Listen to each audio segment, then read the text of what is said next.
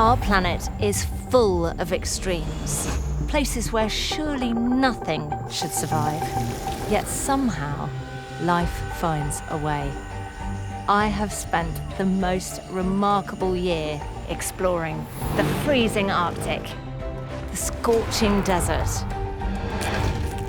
the tropical rainforest, and the darkest depths of the ocean. Because I want to find out how animals cope in the harshest conditions imaginable. What special tricks or secrets do they use to survive? I'm starting in Namibia, one of the hottest countries in the world. But despite its brutal conditions, this place is filled with wildlife. Oh my God. This is my chance to experience life at the extreme.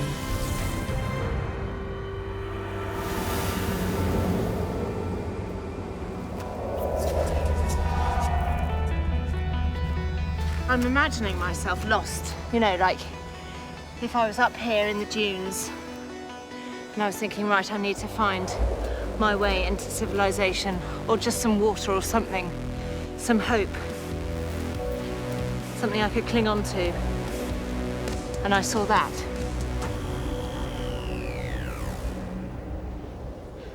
Well, it'd be time to give up, wouldn't it? Namibia is a crazy country, from the desert dunes to the arid bushland. Temperatures here can reach 50 degrees Celsius, and sometimes it doesn't rain for years at a time. I'm starting my journey at the Nankuse Wildlife Sanctuary, where I'm meeting one of the world's most iconic predators. It's my chance to find out how it deals with the heat. I love the fact that you can hear everybody waking up. Oh my God, there's a cheetah. That's a cheetah, look. Come here. Oh my God.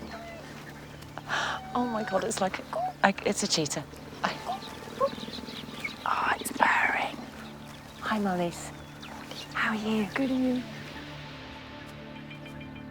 Marlies van Veeren looks after orphaned, injured and abandoned animals in her wildlife sanctuary here in Namibia. This is your cat. Yeah, she's gorgeous, Kiki. So how long have you had her? For 10 years now. I can't believe it. Morning stroll. She's so beautiful. Kiki can't be released back into the wild, so she's got used to being around people. This means I can find out all about cheetahs while having an incredible encounter. Purring, she's purring so loudly. Look. What a way to start my journey. Is he moist? She just loves the attention, doesn't she? Yeah, I mean, just like she's a house cat. She's a sweetheart. She likes to get stroked and cuddled. Yeah. But you can't lure. You want to go for a walk? Go. I'm gonna walk. Go. I'm told cheetahs are daytime hunters, out there in the blazing heat, chasing down their prey when most animals are hiding in the shade. Come, Barbie. And at the height of summer, what sort of temperatures can you get up to? 45, 50. I mean, you It's can't, hot. as a human, you wouldn't be able to go outside in that for any time at all. No, but it's luckily a dry heat. Right. So it's not humid. But even so, It's a lot. unbearably hot. Yeah. Find a shade tree and you sit. Yes, and don't move. You see the springbok? Oh, look, she's Yep, seen it. she spotted. She's seen it. Kiki may be tame, but her instincts are still very much alive. She's going around, so she's going to use the bushes. Look, her whole stance has changed. Come on, Kiki, go for it. Go on, Kiki. The springbok is looking at you. Go on, Kiki. Go for it. Oh, she's going to try. This one, she's going to try there. She's going to start. She started jogging now. Cheetahs like to get within 50 meters before charging to have the best chance of catching their prey. they mainly go for small antelope like gazelle and springbok. 1 in 2 hunts are successful. I've taken her out last week and we found a baby springbok and she played with the baby. So when the baby got up and he's got these little wobbly legs. No. But she let him jump up and then trip him and he falls. She did it like 4 times and then she said, "Oh, okay, you can go." So the She baby let it go? Yeah, he just ran off. I thought that story was going to have a really bad ending. No, I was so proud of her. And then I thought, she okay. killed it after Nah. torturing it for a while. No. Oh, that's amazing. I think she was just full. There was no need to hunt. Right. Here she goes. Where? She's chasing the hartebeest. There, you see her? Yes. They are, of course, the fastest running animal, reaching a top speed of 110 kilometres per hour. So She's gone left. Yeah, she's chasing the hartebeest. Do you think she'll get that? It's a bit big. I think she aims a bit too high. That's what I tell my kids. Aim high. Keep dreaming, my Aim dear. high. Keep dreaming. If cheetahs don't get their prey in the first 300 metres, they'll give up. They're just not designed to keep running in this heat. It's quite extraordinary being able to experience a wild animal where you can get up so close and personal to it and yet it's still behaving in a natural way in its natural habitat. It's absolutely breathtaking, Yeah, it's amazing. isn't it? We're blessed to be able to do this. So she'll walk back. She knows her siblings are there and eventually find her way back. Extraordinary life. Amazing. In this hostile part of Africa, Molly sends up with lots of orphaned wildlife.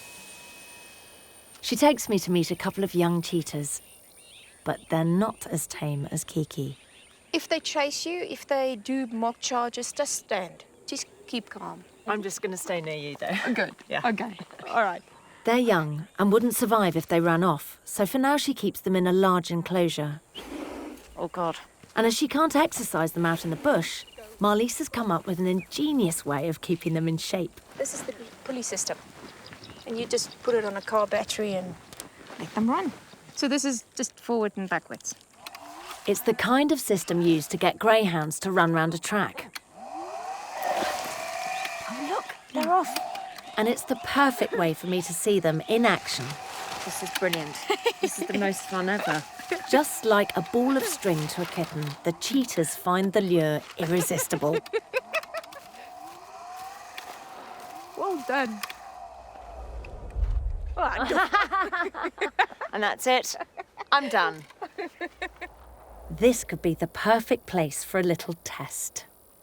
So if I was to run, would they run with me? They wouldn't try and eat me, would they? No, they won't try and eat you, but if they do come close, you just stop and face them. Pick your hands up. Okay. Will they think that I'm running away from them and then just try and hunt me down? I don't know. I've had This nobody is not boding well ever at all. run in the cheetah camp. This is not good. So, no, nobody's been that stupid running in the cheetah camp.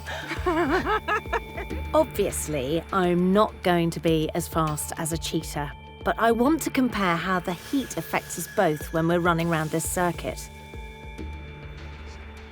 A medic's going to do some before and after tests on me to see how I cope. Your blood pressure is 110/70. Is that good? That's very good, okay? You've got your saturation levels, that's 98%. That's very, very good. Is that very good? That's that's excellent. I just want to check your temperature. Oh, It's reading your mind. Yes, I'm reading your mind. If he could, he'd know that every part of my brain is shouting, "Don't do it, don't do it!" my heart's pounding. I'm quite scared. Take it slow and let's see what the cheetahs do. Maybe this is not such a good idea after all.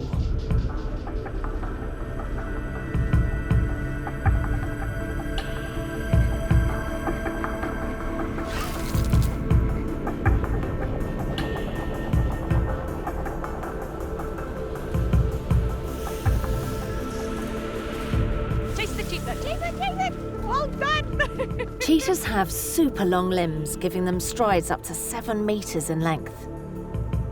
Me, on the other hand, not quite as long and lean. and definitely not as fast.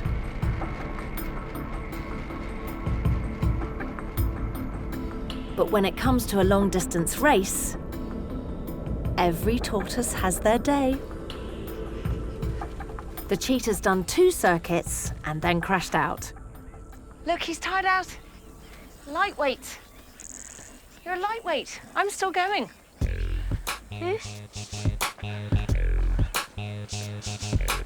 Look at me, jogging. Yeah. I think it's humans 1, cheetahs 0. Because I could keep running. Yes.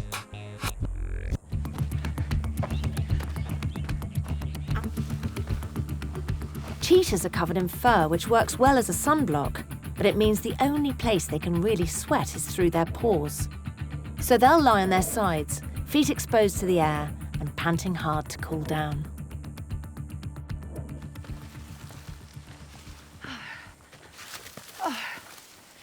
I need to stop. You're doing good. I should take my stats now. In and out. Let me just quickly check this. Just in and out. Now I'm feeling hot. We've checked your temperature, you know, and it's still in its normal range because it's so important for your body to maintain a normal body temperature between, let's say, 36.5 to 37. That's why we sweat. A temperature above 39 degrees Celsius and you start to feel confused or even faint. Much higher and you can lapse into a coma. But sweating helps keep your temperature down and even means we can run marathons in the desert. Well, some people can.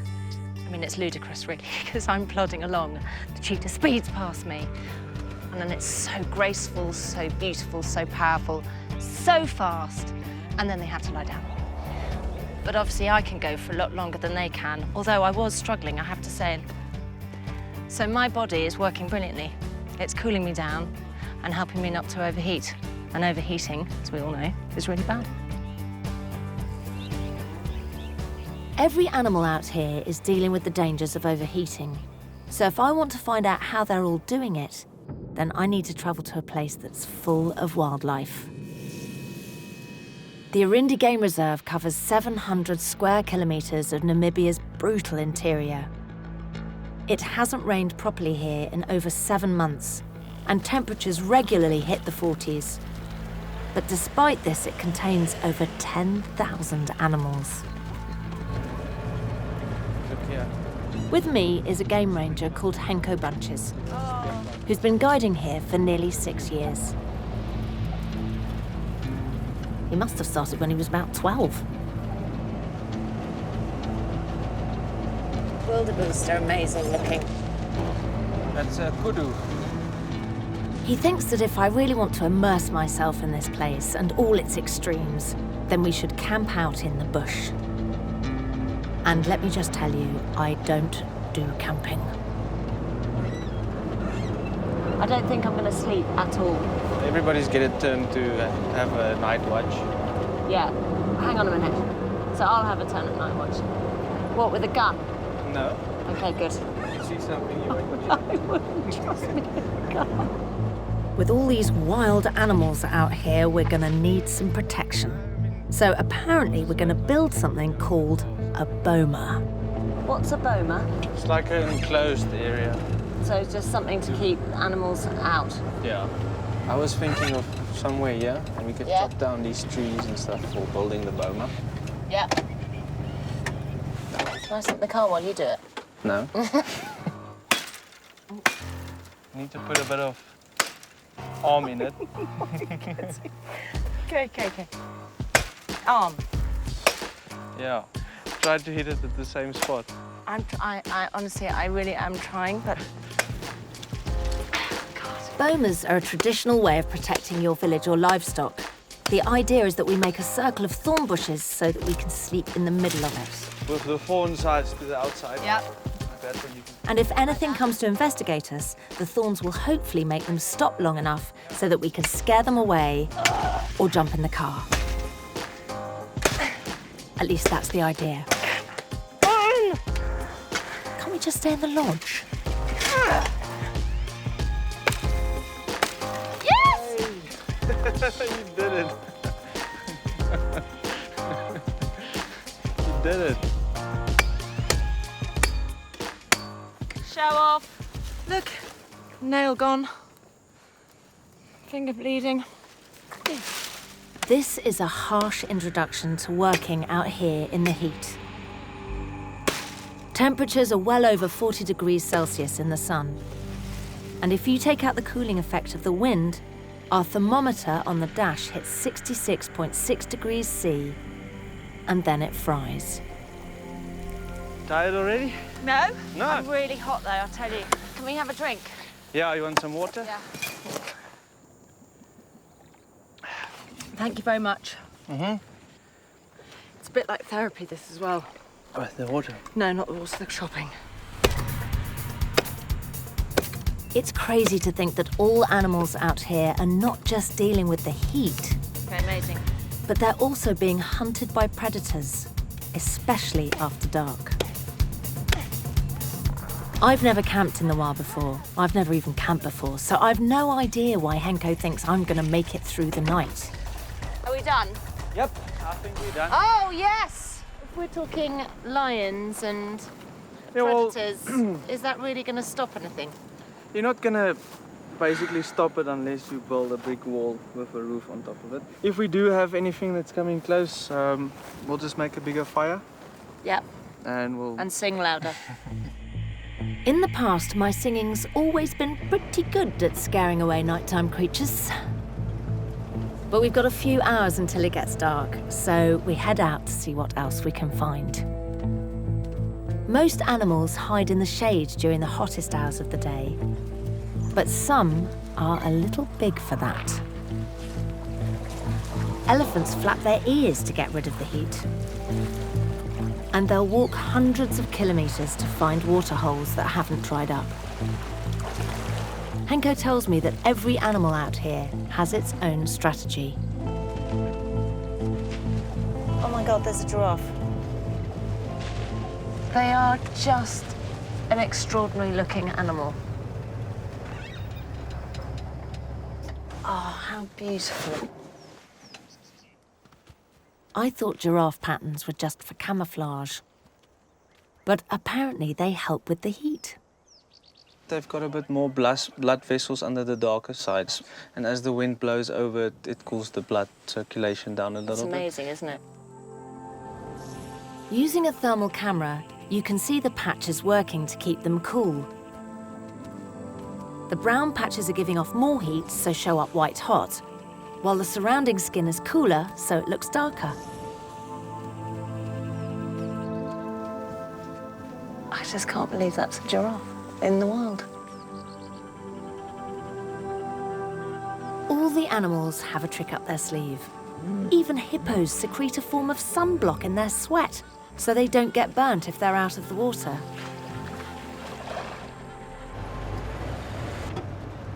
But there's a rare predator that's often found out and about in the burning sun. It is the African wild dog. I can actually see them. I don't know if you can spot them. Wait. Oh my God, you can see them and I can't. Yes! Over there. They're bigger than I thought they would be. What gorgeous markings. Look, there's the Oh, pups. look! Yeah. Oh, the little ones. So this is quite a big group, quite a big pack. Quite a big pack, yeah. Wild dogs, they're actually quite versatile when it comes to hunting. They're also the most successful predators at hunting. When they normally chase something, they do get it. Not all the time, but they've got a better success rate than other predators. So how do they do it? They've got consistency. They're very, very fit. So they'll chase something until it's tired. Henko tells me that they use the daytime heat to their advantage. Most prey species can run fast, but they have to stop to cool down. Working in a pack, hunting dogs take it in turns, relentlessly pursuing their prey until it tires from heat exhaustion and they can take it down. But as evening approaches, the sun dips and animals begin to move more freely. It's definitely cooling down now, isn't it? It is, yeah. It's starting to get nice. This is the best time of the day. And if there's one creature I really want to see, this is the time they'll be waking up from a snooze in the shade. Oh, there, look in front. Oh, look at that. That's amazing. He's awake. Can't even look. It's all right. Oh my Can't God. do anything. Oh my God. A little bit upset. It's okay. Come on, boy. Chill. When do they roar? They roar at night or late afternoons. And is it just night, posturing? I'm early here. Hi. morning. They basically calling off their territory. They're letting the others know, listen, this is my place. Don't come close. I'm going to fight with you. I'm going to kill you. So My husband does that at our house. It's Sort of roars by the front door. See how his tail is? Yes. That's like a warning sign. Oh, is it? Yeah, it shows that he's a bit agitated. He gave us a little bit of teeth. He's got a sort of Rod Stewart haircut, hasn't he? As lions are not long and thin like a cheetah, they can't cool off in the same way. Oh, look, where's he going? So instead, they've gone for a strategy of hunting when the temperature drops. This means they can be large, immensely powerful, and bring down buffalo or even elephants that weigh up to a ton. So majestic, Yeah. regal. We head back to our camp, but I can't imagine I'm going to sleep a wink. It's surprisingly cold, and I don't think our boma's going to stop anything. But Henko's confident, and the stars are spectacular. Then, in the middle of the night, we get a visit from the animal I am most afraid of. Come on, go. I am so awake. Move close now. Move away. I don't know how I'm going to get back to sleep again. Come on.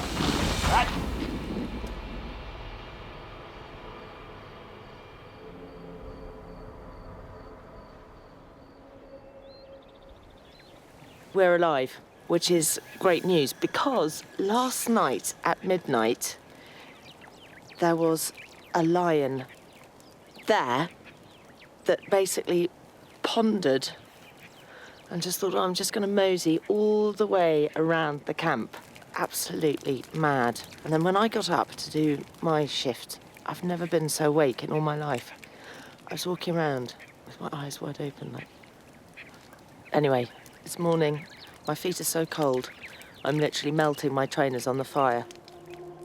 As the sun rises, Henko grabs his gun, and we step out of the boma to see if there are any signs of our nighttime visitor.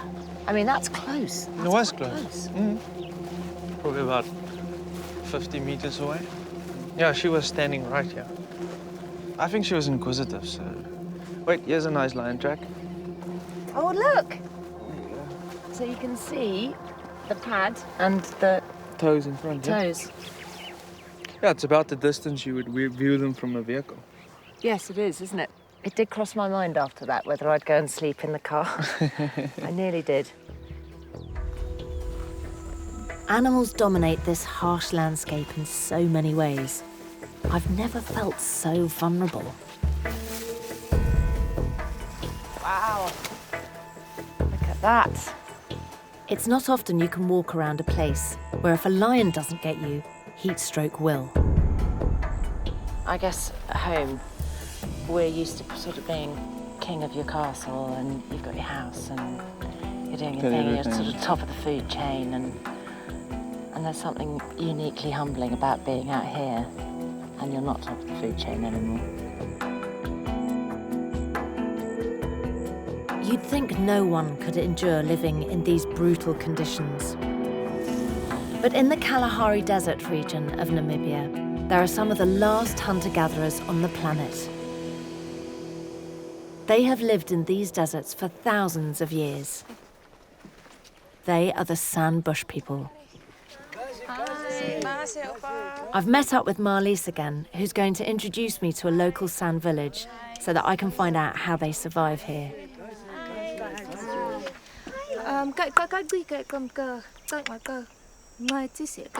As Marlies grew up alongside the San, it was the first language she learnt.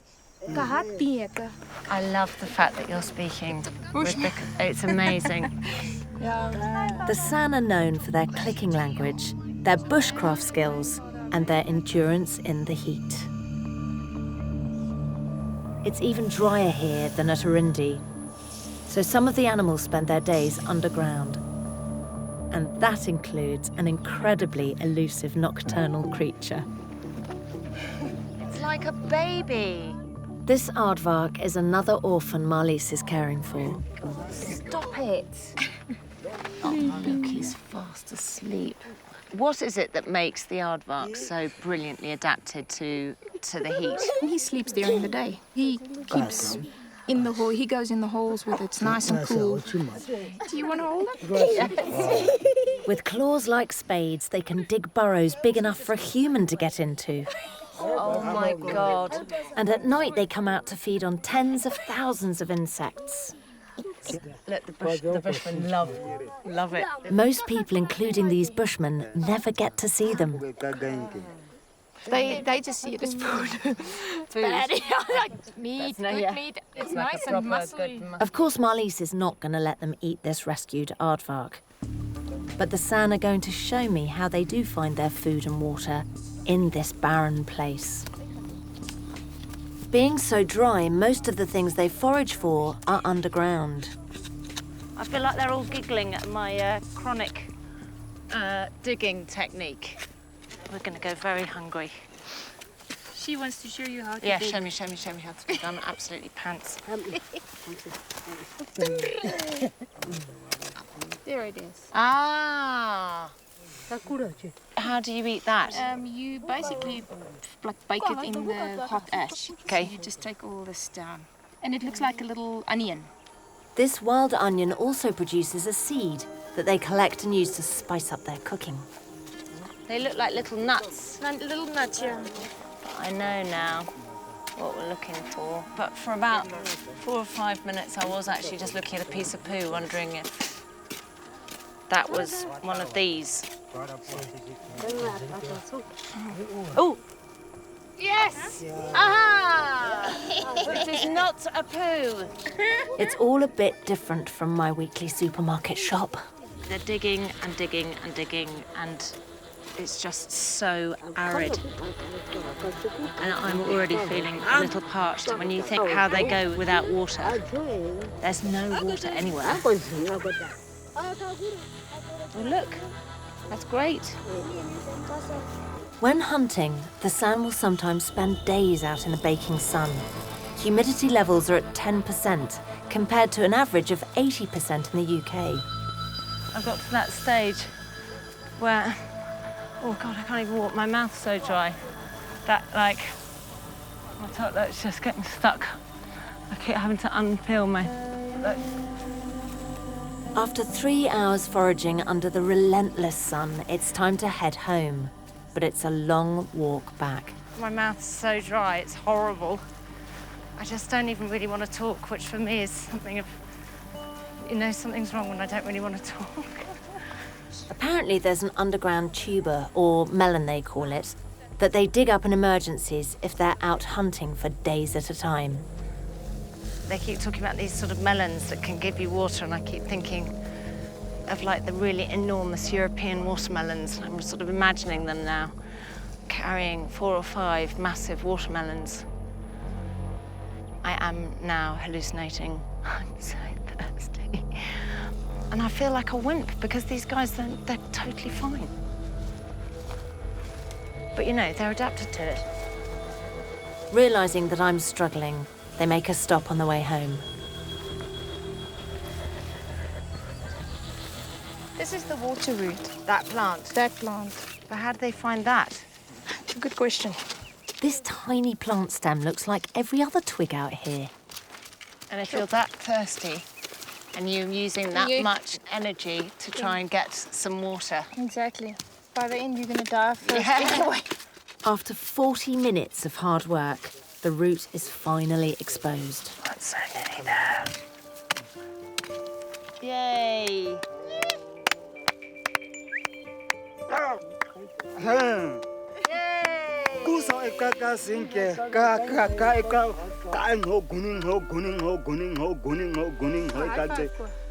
Yes.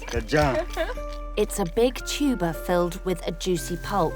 It's this plant's way of surviving years without rain, and the sand's way of finding water in an emergency. Oh, it's so succulent. That's amazing. I suppose for the whole village, if they were really, really thirsty, that's not an enormous return for 40 minutes work. However, if it was the two of them and they were out, and they'd been out for a couple of days and they were very thirsty, there's a lot of water in this. And it's actually tastes quite nice.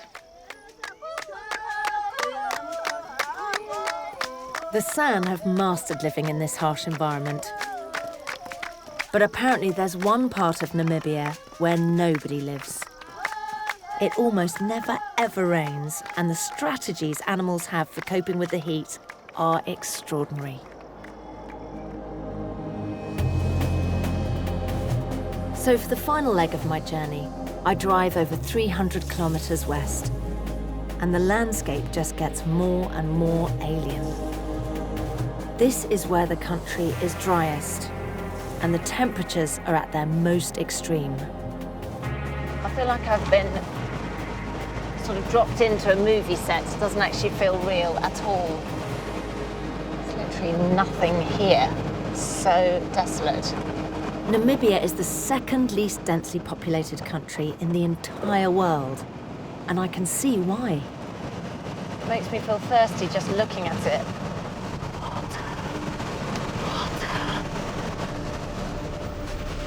This is nuts.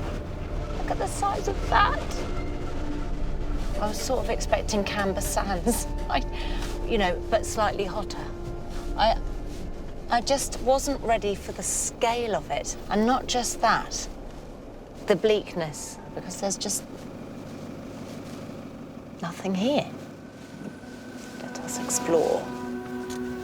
The biggest dunes out here are supposed to be 300 metres high, some of the highest in the world, which of course means I feel compelled to run up them. This is where it gets really hard. Temperatures of 50 degrees Celsius have been recorded here. This place is insane.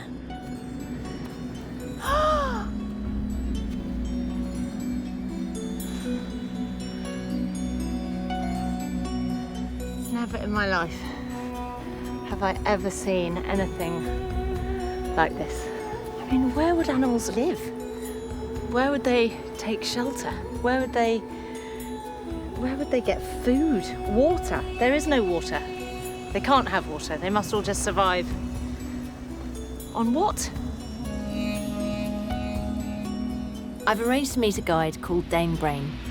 He grew up in the Namibian desert, so I'm hoping he can help me understand this crazy place.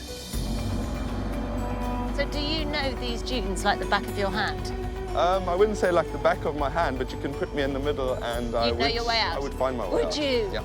You know, actually, I'd be desperate if you dropped me in here because all the dunes look the same. Every peak looks the same.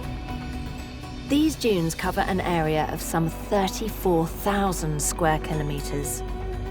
Dane assures me there are animals living out here, but not all of them are friendly.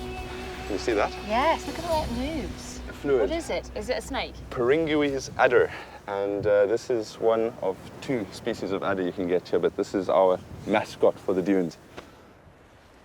It's also known as a sidewinder because of its unusual method of getting across the hot sand. That movement is very unique. It's only trying to keep 1/3 of its body on the ground at one time to minimize overheating in the heat of the day. Oh, that's so clever. Yeah. Is it poisonous? Yeah, it's not going to kill you. That's the good news. Great. Bad news is you'll wish you were dead. Right. Very, very painful bite. I've just been running around here like a madwoman, having the best time of my life, in mortal danger. So where does the snake live? They'll be burying themselves on the crest of a dune. Okay. And this is where they would also be hunting from. They have their eyes on top of their head. Therefore, they can bury the whole body and the head, just the eyes sticking out. They can hide like this for weeks at a time, avoiding the direct sun, while waiting for an unsuspecting gecko or lizard to pass. Wow. Unique. Yeah. Endemic. It's a great way to stay out of the heat. But many animals out here have found a way of avoiding the heat altogether. We're going to be going out on a little bit of an excursion as soon as the sun sets. Okay. And we're going to be having a look at some of the very well-adapted animals out here, which only come out at night when the temperatures drop. Nighttime temperatures fall as low as -2. This really is a place of extremes. Dane gives me an ultraviolet torch, as some of the creatures out here glow under its light, making them easier to find. Yeah, we're going into Who knew? Easy does it. I think this is quite daunting because we're going right into the middle of where we looked at earlier, which was just the middle of nowhere. I'm just glad we're with Dane because he knows the way back and I haven't left any breadcrumbs. Have a look there. Oh. Have a look there. Yes. This is another endemic. Ooh. Look at that. Did you see how far that went? What is that? This is a dune cricket.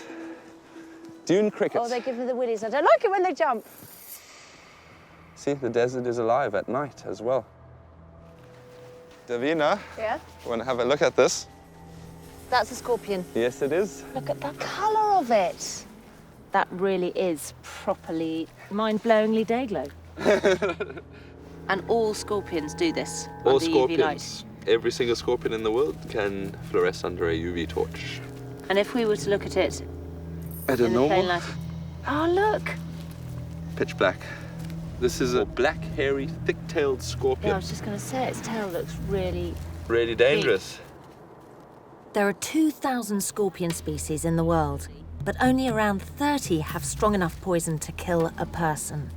And this is one of them. So does it only come out at night?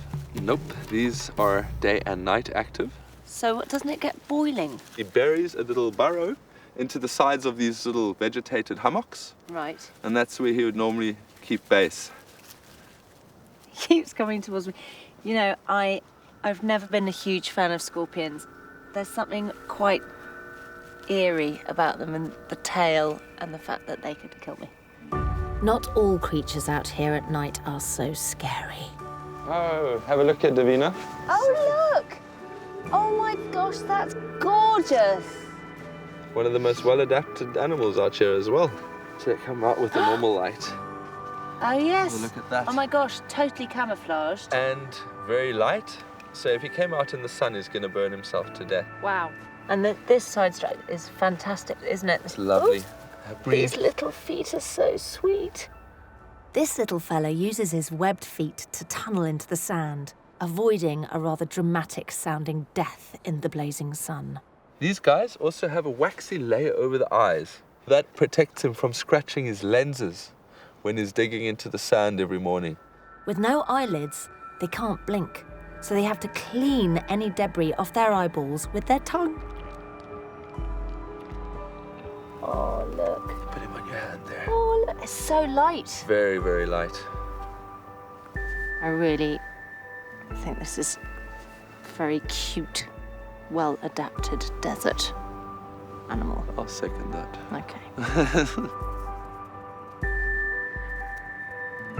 It's a cold night under the stars, but Dane tells me it'll be worth it as tomorrow I'll be able to see the secret to all life in these dunes. The next morning I wake up to a surprise. The dunes are covered in fog. Dane says that this is the reason life can survive in these deserts. It almost never rains, usually less than 10 millimetres a year, about what we might get in the UK in one rainy day. The fog often comes in from the coast at night, and the animals have ingenious ways of collecting it. This aptly named fog-standing beetle has an unusually designed shell that helps condense the fog into liquid. It sticks its bum in the air, and the water runs down into its mouth. Amazing. And it's all rather chilly, which is not what I expected in the desert. I don't think I've ever gone on television without looking in the mirror. There's something quite freeing. I've got no idea what I look like. Anyway, here I am, and I've had an amazing night's sleep. It was quiet, absolutely silent, so different to the bush. My favourite animal so far was the gecko. How brilliant was that with the neon down the side? Looked like a raving gecko. Brilliantly adapted. But at the same time, there was that lovely vulnerability to it, that if it did step foot out in the sun, it would burn to death. Very dramatic. The range of temperatures here in the dunes is extreme. 1 minute it's foggy and cool, the next the sun is breaking through and it's heating up fast. Of course, the animals out here have to cope with these changes. You can see that? Oh, that's a chameleon. This is a Namibia chameleon. In the mornings, they'll be standing like this, facing the sun with one side of the body to attract that heat so that they can start operating as they are cold-blooded. And in the heat of the day, they actually turn pale to reflect that heat. That's incredible. Very awesome little animals. She's starting to move. Her black coloration absorbs the heat, but things are obviously warming up as she's stopped sunbathing. She's going lighter. She's going lighter. She is going lighter, look at that. She's matching her background. You see the white coloration sand? Have a look here. That is, And of course, this pale colour also helps keep her camouflaged. I can see why this animal's your favourite. Looks like she's hunting. She's looking for something that's moving. Chameleons hardly ever drink. Instead, they tap into a ready-made water bottle, the fog-standing beetle. Head-on collision. Oh, not quite. Go, go, go, go, go, go, go, go, go, go. Come on. Oh, that was amazing. You hear that crunch? You hear that crunch? That was amazing. Isn't that cool? She must have the most vicious jaw. Just had her drink and her food at once. These chameleons are quite happy out in the midday sun. Not only can they change colour, but they lift themselves off the hot sand, excrete salt from their nostrils so they don't lose any water, and of course rehydrate whenever they eat.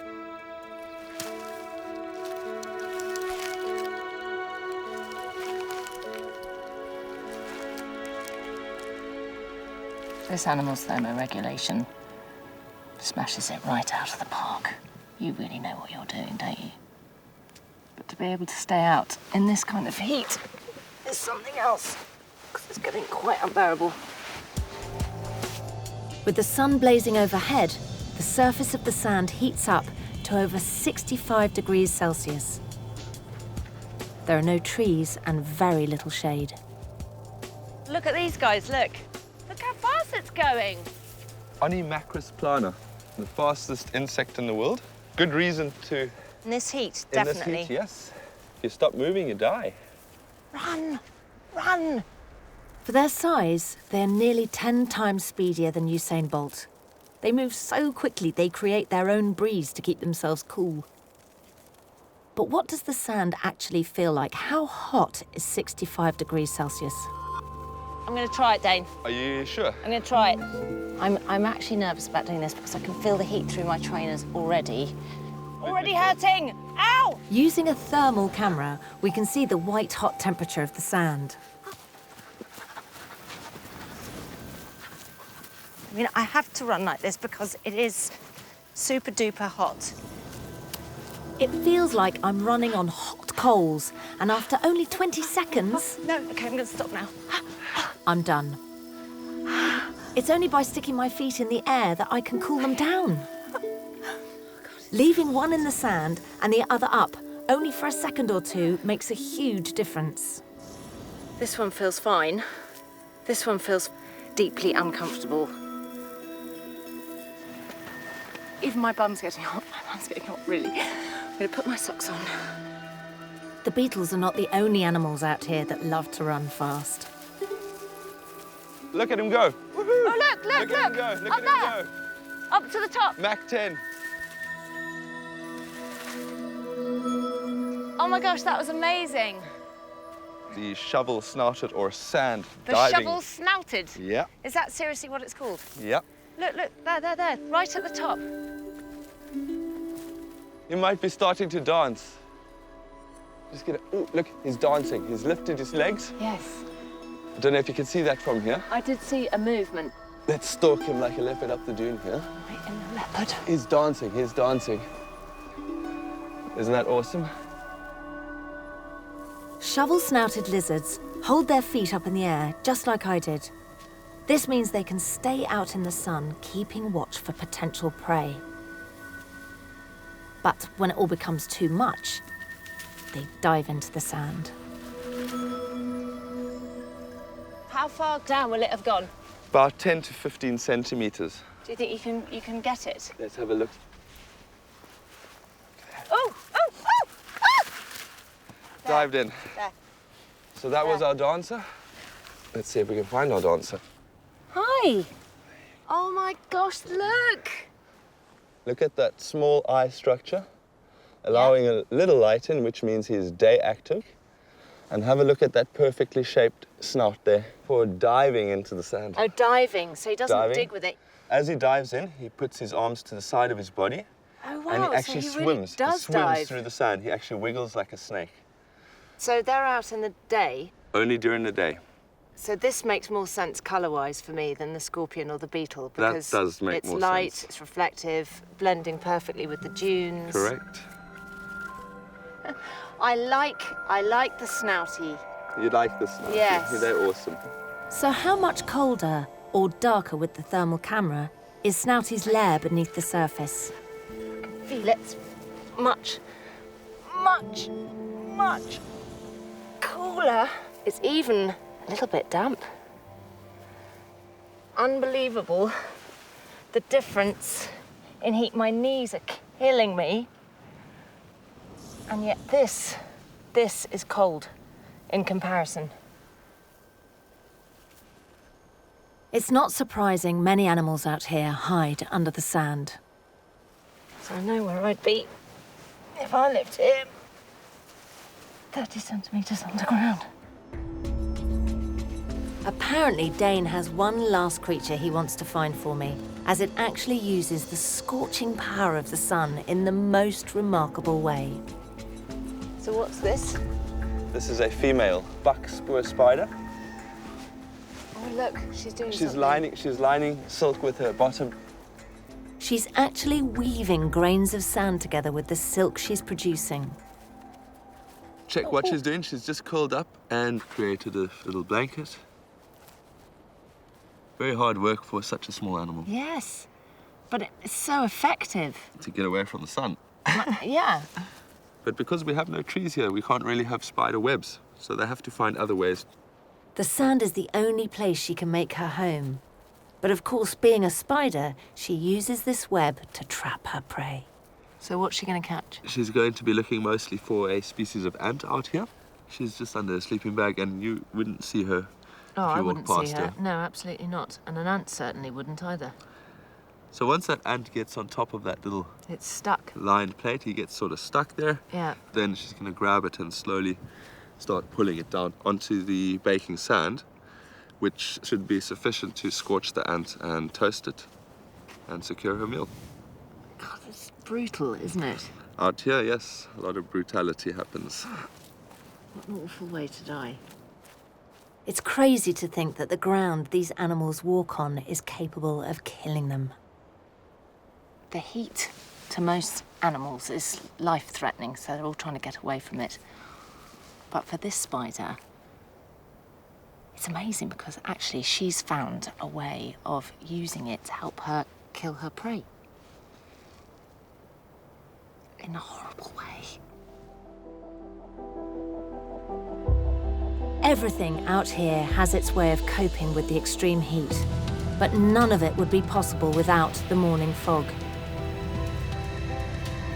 Dane tells me that if I keep travelling through the dunes, I'll find the source of that fog, the last stop on my unbelievable journey. The point where the baking hot Namibian desert meets the cold Atlantic Ocean. It's nuts, isn't it, to think that you've just come over a sand dune and you're faced here with effectively a cliff of sand going straight into the sea. Some of the animals that I've seen on this trip I've dreamt of seeing, let alone having a close encounter with a lion or a cheetah. But actually for me, I think it's been learning how utterly genius they are at finding funny little ways, like swimming through the sand. Little lizard that swims through the sand, or ones that lift funny paws like that, or are giraffes' patches helpful in the heat? You know what they are. It's been really amazing, but not only that, meeting the sand bushmen and seeing what an incredible job they do in extreme temperatures. It's been the trip of a lifetime. And a real lesson in what it's like to live life at the extreme.